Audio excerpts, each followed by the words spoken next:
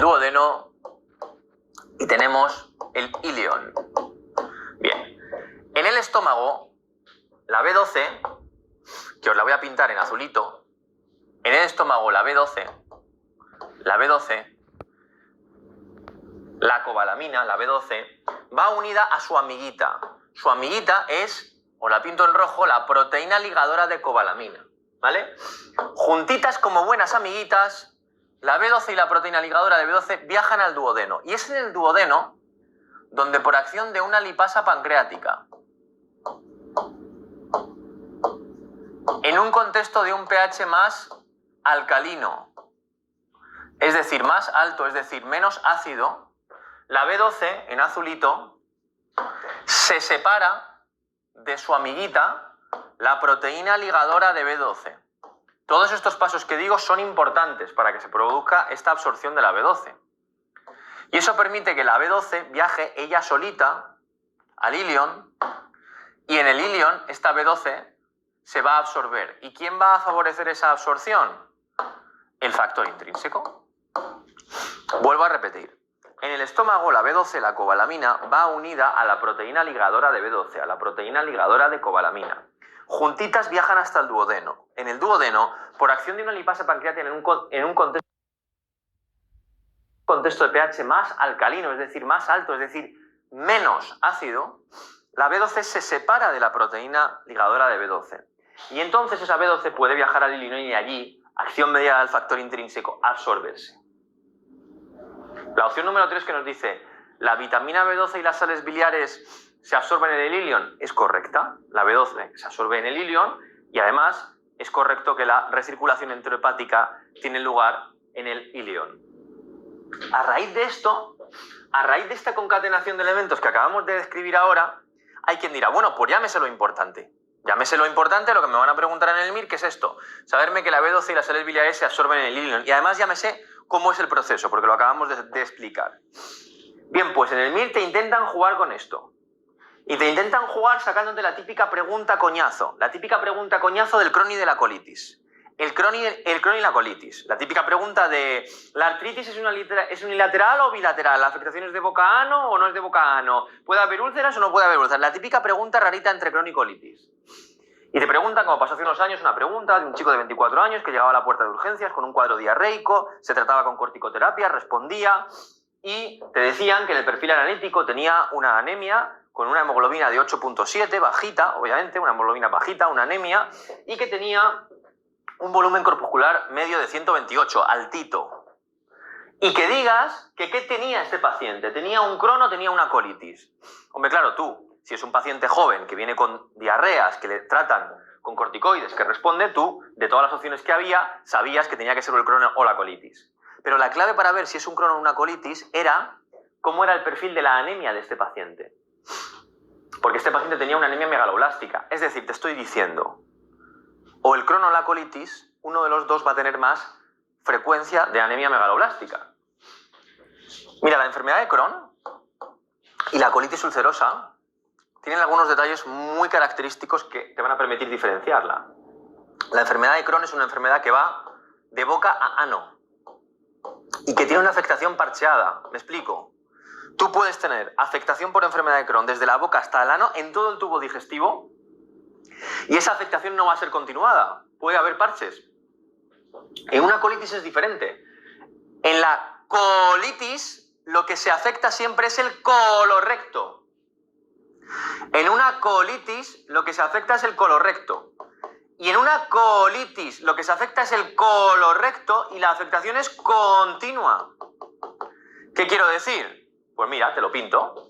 Si yo tengo aquí el colon, en una colitis, lo que va a suceder en una colitis es que a mí se me va a afectar el colorecto hasta aquí, o hasta aquí, o hasta aquí. Que mi afectación va a ser continua, pero en ningún caso va a ser parcheada. En la enfermedad de Crohn, la afectación es parcheada, afecta de boca a ano, puede afectar de boca a ano. En la colitis, la afectación es el colorecto y se afecta de manera continua. ¿Cuál es el lugar en el que más frecuentemente hay afectación en el intestino de los pacientes que tienen Crohn? El ilion. Muy bien, doctoras, muy bien, doctores. El ilion. El ilion. El ilion. Y en el ilion, ¿qué se absorbe? En el ilion se absorbe la B12 y tiene lugar la recirculación enterohepática. Un paciente que tiene enfermedad de Crohn tiene un ilion inflamado, tiene un ilion que va mal, tiene un ilion que absorbe peor la B12. Por esto, los pacientes con enfermedad de Crohn típicamente pueden desarrollar con más frecuencia que los pacientes con colitis ulcerosa una anemia megaloblástica. Todo el mundo va a recordar a partir de ahora que la anemia megaloblástica puede ser un dato indicativo para discriminar entre Crohn y colitis. Por cierto, si un paciente tiene el ilion inflamado, habrá una peor recirculación de sales biliares. Las sales biliares llegarán menos a mi bilis. Y una bilis con menos sales biliares es más litogénica. Sí, lo he dicho bien. Una bilis donde está recirculando peor la sal biliar, donde se está reabsorbiendo peor la sal biliar, o sea, una bilis con menos sales biliares es más litogénica, porque la sal biliar lo que permite precisamente es eso, que no precipiten los cálculos. Si te quito las sales biliares, tu bilis es más litogénica. Por eso, los pacientes con enfermedad de Crohn, con un ilion que va mal, aparte de tener anemias megaloblásticas más frecuentemente, también pueden tener más frecuentemente cólicos biliares. ¿Lo veis? ¿Lo veis? ¿Qué estamos haciendo ahora? Estamos razonando, estamos asociando, estamos interrelacionando conceptos. Memoria asociativa. Contesto lo de cardio con lo de neumo con lo digestivo con lo de nefro, lo de hemato con lo digestivo con lo hemato. Memoria asociativa. Vamos bien, vamos bien. Vuelvo a repetir para que no quede ninguna duda. En el estómago la B12 va unida a la proteína ligadora de B12, juntitas viajan al duodeno, en el duodeno por acción mediada de la lipasa pancreática, la B12 se separa de la proteína ligadora de B12 y eso permite que esa B12 llegue al ilion y allí por acción mediada del factor intrínseco se absorba. Un ilion inflamado como en el Crohn absorbe peor la B12, anemia megaloblástica. Un ilion inflamado como en el Crohn tiene una peor recirculación de sales biliares. Mi bilis es más litogénica, podría tener cólicos biliares. No digo que todos los pacientes con Crohn tengan anemia megaloblástica ni cólicos biliares. Digo que tienen más riesgo que en un paciente con colitis. Eso es lo que digo. Y esto, por supuesto, ha sido preguntado en el MIR como hallazgo discriminatorio entre estas dos patologías. Aproximadamente ya hay 6-7 preguntas del MIR que cuando las veáis os acordaréis de mí contando estas cosas en clase. Y más preguntas que vamos a ir añadiendo. Mirad, esto es otra cosa que generalmente a mí nos genera mucho estrés. Y es ver qué relación tiene el páncreas con la B12. Fijaros la opción número 4, dice: la insuficiencia pancreática puede condicionar anemia megaloblástica. La insuficiencia pancreática puede condicionar anemia megaloblástica. ¿Qué tiene que ver el páncreas con la B12? Mirad, os cuento una pregunta que decía lo siguiente, ¿vale? La pregunta decía lo siguiente. Acude a su consulta un paciente de 53 años que describía en los últimos meses un dolor desde el centro de la espalda que irradiaba en cinturón y que ha cedido en los últimos meses. El paciente describe la presencia de heces pastosas malolientes. Se le ha realizado un test de Van de Kramer, un test de grasas en heces, siendo positivo con más de 7,5 gramos de grasa en heces. El paciente, en la analítica, presenta un perfil anémico, con una hemoglobina de 9, un volumen corpuscular medio de 130, altito. Y además, en una prueba de imagen, nos han demostrado la existencia de calcificaciones peripancreáticas. Señala de los siguientes cuál es la causa de la patología del paciente. 1. Se trata de una anemia megaloblástica por déficit de B12. 2. Se trata de una pancreatitis aguda. 3. Se trata de un síndrome de Zolling-Ellison. 4. Se trata de una pancreatitis crónica. ¿Qué tiene este paciente? Es lo primero que tenemos que ver. O sea, un señor que decía que tenía dolor, que venía en cinturón, eso a ti ya te puede hacer pensar en pancreatitis, pero fíjate que te dice, el dolor se ha ido apagando, ha ido bajando durante los meses. Eso ya me orienta a pancreatitis crónica. Fíjate que te dice, tiene heces pastosas malolientes. O sea, esteatorrea. y que te dice que hay un test de Van de Kramer positivo con 7,5 gramos de grasas en heces. Es decir, te dice que este señor tiene una maldigestión de las grasas. ¿Sabéis que hay un páncreas endocrino? Hay un páncreas, que es el páncreas. Dentro del páncreas tenemos un páncreas endocrino, que todo el mundo conoce que es la insulina y que luego hablaremos de él. Y hay un páncreas que es el páncreas exocrino. El páncreas exocrino es el que me genera las lipasas, las proteasas, las lo que sea que acaban en asas, cosas que me hacen digerir otras cosas. Este paciente, si tiene esteatorrea, es evidente que no tiene una buena cantidad de lipasas. Como no tiene una buena cantidad de lipasas, no digiere las grasas, esas grasas aparecen en las heces y tenemos esteatorrea, esas heces pastosas malolientes. Bien, que además se objetivan por el test de Van de Kramer. Pero no solo eso, sino que me dicen que hay una prueba de imagen que ha objetivado calcificaciones peripancreáticas. Poquitas cosas son prácticamente patognomónicas en el MIR, pero si a ti en el MIR te dicen que el paciente tiene calcificaciones peripancreáticas, ese paciente va a tener pancreatitis crónica. Luego, este paciente lo que tiene es una pancreatitis crónica. Pero habrá quien diga, ¿y qué tiene que ver la pancreatitis crónica con una anemia megaloblástica? Yo os pregunto, ¿qué sucedía en el duodeno? Si recordáis, en el duodeno, la lipasa pancreática era la que separaba la B12 de la proteína ligadora de B12. Y esto era una condición sine qua non para que la B12 se pudiera luego ir solita y absorberse. ¿Os dais cuenta? Un páncreas que va mal, como el de este paciente, no genera una adecuada cantidad de lipasa, por eso tiene esteatorrea, pero por eso también tiene otros problemas de absorción, como es la absorción de B12. Esto no era, esta pregunta tenía 5 opciones, una de las opciones era anemia megaloblástica por déficit de B12. Esta no era una anemia megaloblástica por déficit de toma de B12. Esto es una anemia megaloblástica provocada por la pancreatitis crónica. Respuesta correcta, pancreatitis crónica. Este paciente se podía tomar toda la B12 del mundo, da igual que se tome batidos de B12, da igual. Si el paciente no tiene una adecuada cantidad de lipasa, no va a absorber bien la B12. Por tanto, esto no es una anemia por déficit de toma de B12. Esto es una anemia megaloblástica provocada por su pancreatitis crónica, que ha provocado un defecto de absorción de la B12. No es que el paciente no tome B12. ¿Me entendéis? Muy bien. Todo el mundo tiene que recordar a partir de ahora que cuando el páncreas va mal, puedo tener anemias megaloblásticas.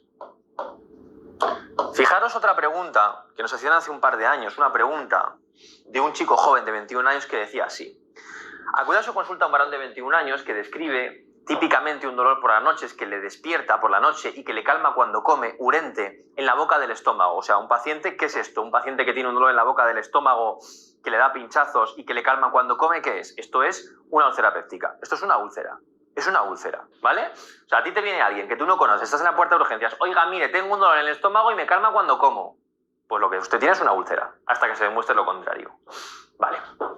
Bajo la presunción de sospecha de una úlcera péptica, usted decide iniciar un tratamiento con inhibidor de la bomba de protones durante 4 semanas.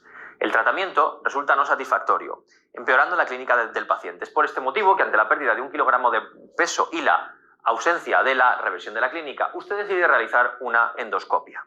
Ojo, que si esto hubiera sido un abuelo de 70 años que pierde peso y que tiene clínica de una úlcera, yo le hago una endoscopia para buscar un diagnóstico muy claro y es un cáncer.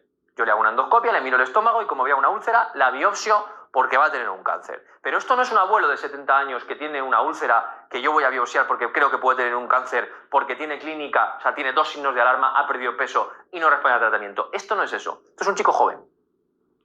Usted realiza la endoscopia en este paciente y observa que se presentan úlceras puntiformes de pequeño tamaño distribuidas por todo el tubo digestivo en número de 2 en el esófago, 7 en el estómago, 4 en el duodeno, otras 13 distribuidas por el resto del tracto digestivo.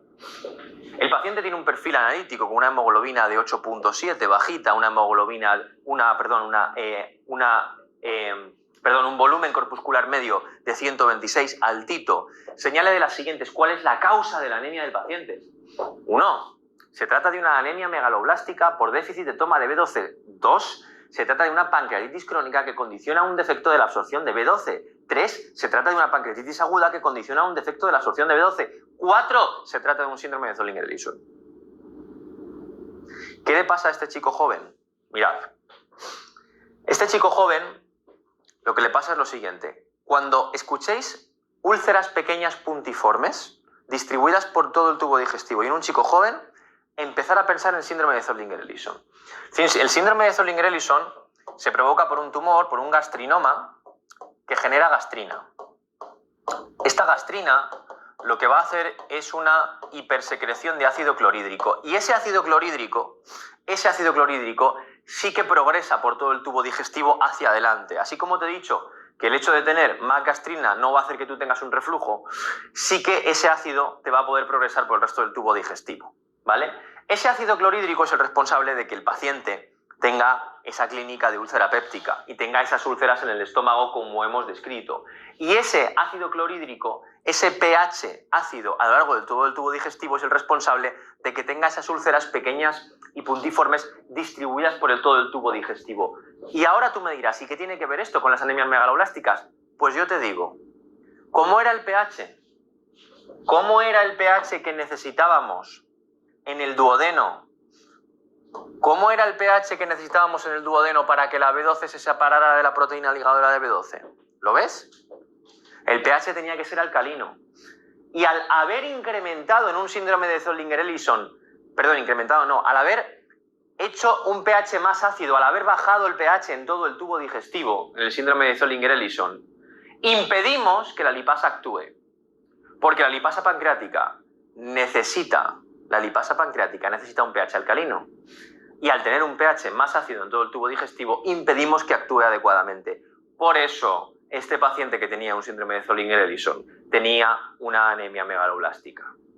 La lipasa tiene que actuar. Si no actúa bien en un Zollinger-Ellison porque el pH no es todo lo alcalino que debe, anemia megaloblástica. Si no actúa bien en una pancreatitis crónica porque no tengo la suficiente cantidad de lipasa, anemia megaloblástica. Esas anemias no se deben a que tú no tomes B12 suficiente, sino a que tienes un problema en la absorción.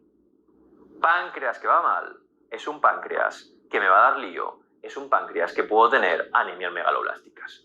Muy bien, pues por favor no lo olvidéis, breve recordatorio, para subir hierro me hace falta ácido, obviamente la absorción del hierro va a venir disminuida por los antiácidos, aquellas personas que se traten con antiácidos van a absorber peor el hierro. Recordad, la anemia más frecuente en un paciente gastrectomizado es la ferropénica. Otra cosa es que la más típica o la más llamativa sea la megaloblástica, pero la más frecuente es la ferropénica porque le quito el ácido. Recordad que los pacientes con enfermedad de Crohn van a tener más tendencia a tener anemias megaloblásticas y también cólicos biliares. Recordad que cuando un páncreas va mal, puedo tener anemias megaloblásticas por déficit, por error en la absorción de la B12, independientemente de que yo tome más o menos B12.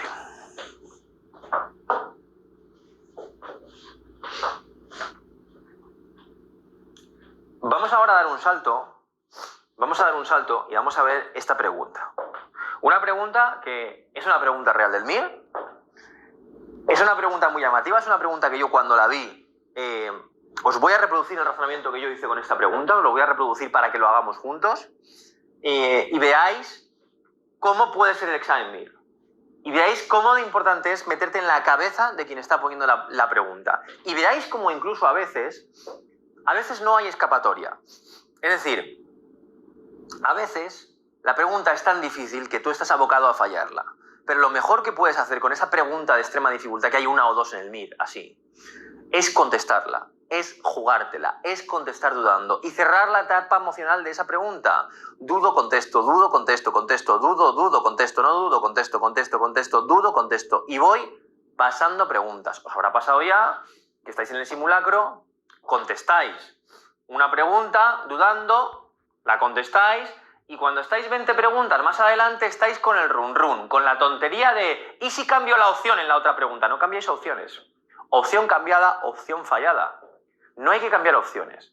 Hay que mantener la seguridad, la tranquilidad y la calma. Cada pregunta es una batalla individual. Cada pregunta su minuto. Cada pregunta su minuto. Y cuando acabo con la pregunta paso a la siguiente pregunta. Bien. Señale la relación incorrecta relativa a la motricidad en los primates. Esta pregunta es real, ¿eh? 1. Lesión amplia de núcleos cerebelosos, alteración ataxias. 2. Lesión de los ganglios basales, alteración, acinesia y movimientos involuntarios. 3, lesión de la vía corticoespinal, alteración, parálisis espástica. 4, lesión, sección, pontomesencefálica, alteración, rigidez de deceleración gamma. ¡Ojo! ¡Ojo! Que no alfa ni beta, gamma, gamma. Y esta pregunta es un drama. Es un drama. Os voy a decir cómo la razoné yo. Yo vi esta pregunta y yo dije, vamos a ver, ¿qué me sé yo de aquí? ¿No? O sea, yo sí que me sabía, efectivamente, lo que yo me sabía era la enfermedad de primera y de segunda motoneurona. Yo me sabía que la vía corticoespinal, la vía piramidal, es la que lleva la primera y segunda motoneurona. Yo me sabía que cuando había una enfermedad de primera motoneurona se producía una cosa que era la parálisis espástica, es decir, tienes una parálisis porque obviamente tienes enfermedad de primera motoneurona, pero es espástica porque se sueltan los bloqueos, se liberan esos reflejos inhibitorios, de manera que tú tienes cierta espasticidad. Yo me sabía eso. Sabía que la primera motoneurona provocaba la parálisis espástica. Entonces yo llegué y dije, opción 3, vía corticoespinal, alteración, parálisis espástica. Y dije, joder, esta es la buena, la marco. Y la marqué. Pero claro, me estaba preguntando la incorrecta. Pero es que ahora viene lo bueno. Es que la incorrecta es la 3. La incorrecta es la 3. ¿Sabes por qué es la 3? Mira, existe un catedrático de neuroanatomía. La vía corticoespinal, ¿vale?, va pegadita a una vía que es la vía bulboespinal, que son siamesas. O sea, que tú no te das un golpe en un accidente de tráfico y te rompes una vía y no te rompes la otra, ¿vale? Son siamesas. ¡Siamesas porque son hermanitas! Pues este catedrático quería que tú supieras que la vía corticoespinal no es lo mismo que la vía bulboespinal, pero si son siamesas. Esta opción era incorrecta porque no es la vía corticoespinal la que hace la parálisis espástica. Atención, la que hace la parálisis espástica es la vía bulboespinal. Si tú en mi MIR aciertas esto, o sea, yo lo acerté, pero lo acerté porque me equivoqué. Si tú en el MIR aciertas que la incorrecta es la 3, porque te sabes que la parálisis espástica la genera la vía bulboespinal y no la vía corticoespinal, si tú haces eso, pues es que tú eres alguien que no eres de fiar. Hay que ponerte una pulsera, ingresarte en la quinta planta de cardiología, hacerte un electro, un TAC, eres alguien que pronto va a matar a alguien. O sea, vamos a ver, obviamente esto es broma, pero es decir, no puedes acertar esta pregunta. Y si la aciertas tú, cuando te pregunten tus compañeros, oye, ¿qué tal? Pues, lo que hice yo. Yo salí, oye, ¿qué tal? ¿Has acertado la pregunta esta, tal? No sé qué. Yo dije, no, yo he puesto la 4 como todo el mundo, ni idea. O sea, tú finge que la has fallado, porque esta es una pregunta que hay que fallar. Ahora, eso es mi MIR. Si en tu MIR sale esta pregunta, tú debes de saber que la parálisis espástica la genera la vía bulboespinal, no la corticoespinal. Porque ha sido preguntado en el MIR y todo, doctoras y doctores, todo lo que sale en el MIR puede volver a salir. Recuerdo perfectamente una pregunta que decía lo siguiente. Una pregunta, la del andador, yo creo que os la he contado en algún momento. O en alguna otra clase, en alguna charla os he tenido que contar esta pregunta. Pregunta del andador. Mujer de 62 años con antecedentes de parkinsonismo y retropulsión de la marcha, señale cuál de los andadores está indicado. Pregunta del año 2009. 1, andador de una punta. 2, andador de 2 puntas. 3, andador de 3 puntas. 4, andador con ruedas. 5, silla de ruedas. Existe en el Harrison, principal tratado de medicina interna, existe un tema de andadores. Os garantizo que cuando yo vi la pregunta, yo pues busqué. Busqué en andadores.net, andadores.org, vino un iluminado por ahí y dijo, hombre, andador de una punta es un bastón. ¿Por qué? Pero ¿cómo iba a saber yo qué andador era? Bueno, yo pensaba en mi abuela, que tiene Parkinson y que yo le compré el andador. Entonces yo pensaba, digo, a ver, ¿cómo anda mi abuela? Mi abuela, ¿cómo anda, no? Mi abuela anda, es una marcha en pasos cortitos, que se acelera. Yo dije, hombre, si se acelera, no puede ser el andador con ruedas. Porque yo dije, el andador con ruedas, pues cuando mi abuela se acelera, el andador con ruedas va para un lado y mi abuela para otro. Yo dije, incorrecta la respuesta de andador con ruedas. Bien, pues la respuesta correcta es andador con ruedas. ¿Por qué? Porque el andador con ruedas tiene tacos. Y cuando la abuela se acelera, el taco frena a la abuela. Respuesta correcta, andador con ruedas. En el año 2009, esa pregunta había que fallarla. Y hay que fallarla si eres humano, o sea, si tienes amigos, cierta dignidad, hay que fallarla, tú la contestas y la fallas. En vuestro MIR, si te preguntan qué andador es el indicado en una mujer con antecedentes de parkinsonismo o retropulsión de la marcha, todo el mundo debe de contestar andador con ruedas. Porque ha salido en el MIR y todo lo que se pregunta en el MIR puede volver a salir, y por eso hay un tema específico de esto en el manual de miscelánea. Bien, mirad, de la fisio de neuro, a mí me generaba también mucho estrés la enfermedad de placa motora. La enfermedad de placa motora. Y aquí os intentan liar siempre con el tema de la miastenia. Sabéis, tenéis en la cabeza lo que es la miastenia, tenéis el cuadro clínico, pero en el MIR a veces tan importante es lo que me tengo que saber como lo que no me tengo que saber. Mirad, había una pregunta que decía lo siguiente, en el año 2013. Decía la pregunta: acude a su consulta una mujer de 52 años que tiene una debilidad muscular generalizada, con cansancio, astenia, que empeora a lo largo del día, típicamente empeora más en la tarde. La mujer tiene un defecto pupilar aferente, un párpado caído, y como antecedentes destaca la toma de medicación antihipertensiva y el hecho de que ha sido fumadora de 10 años paquete. Señala de las siguientes. ¿Cuál es la primera prueba que realizará en este paciente? 1. Radiografía de tórax. 2. Electromiograma fibra única. 3. Test de Jitter. 4. Anticuerpos antiacetilcolinesterasa. 5. TAC para descartar la presencia de timoma. Una mujer de 50 años que tiene debilidad muscular, que aparece con un párpado caído, todo el mundo dice: ostras, ostras, parece una miastenia, parece una miastenia, parece una miastenia. Y yo te digo, ¿es una miastenia? En el MIR lo primero es lo primero es lo más barato, lo primero es lo menos invasivo. Fíjate que no te dicen, la mujer tiene cansancio y le gusta tocar el violín. No, te dicen, la mujer tiene cansancio y fuma. Y en concreto, 10 años paquete. Mira, quiero que recuerdes esto de la miastenia. Lo que tiene esta mujer no es una miastenia. Lo que tiene esta mujer es un síndrome miasteniforme. Pero quiero que recuerdes una cosa de la miastenia. Quiero que recuerdes de la miastenia, quiero que recuerdes lo que no tiene. Y la miastenia no afecta a pupilas y no afecta a reflejos. Te pongan el cuadro clínico que te pongan. Si existe una afectación pupilar o una afectación de los reflejos, eso no es una miastenia, no lo es. Esta mujer en concreto tenía un defecto pupilar aferente. Por tanto, ¿es una miastenia? No. Por tanto, ¿le tengo que hacer alguna de las pruebas típicas de la miastenia? Electromiograma de fibra única, test de Jitter, anticuerpos antiacetilcolinesterasa o hacer un TAC para descartar un timoma? No.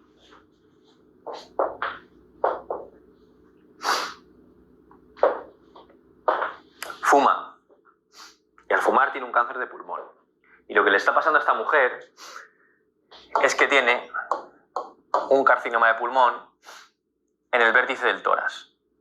Ese carcinoma le está comprimiendo el ganglio estrellado y le está provocando un síndrome de Horner, con un defecto pupilar aferente, con tosis de ese párpado y con una alteración de la sudoración en la hemilateralidad del rostro. Lo que tiene esta paciente es un síndrome miasteniforme. Parece una miastenia, pero no es una miastenia, es un síndrome miasteniforme. Parece una miastenia, pero no lo es. Es un síndrome de Eaton-Lambert, un síndrome paraneoplásico, asociado al carcinoma de pulmón. Carcinoma de pulmón, sabéis que hay dos tipos, los más frecuentes, hay muchos tipos, pero los más frecuentes que os van a preguntar en el MIR es el epidermoide y el adenocarcinoma. Recordad que el carcinoma epidermoide tiene más asociación con las hipercalcemias como síndrome paraneoplásico porque puede generar un síndrome PTH-like. Carcinoma epidermoide y adenocarcinoma son los dos subtipos histológicos más frecuentes del carcinoma de pulmón. El adenocarcinoma ha sido muy preguntado como subtipo histológico. De hecho, os diré que el adenocarcinoma es el subtipo histológico y ha sido preguntado en el MIR más frecuente. El adenocarcinoma como variante histológica es el subtipo de cáncer más frecuente en el papá y en la mamá.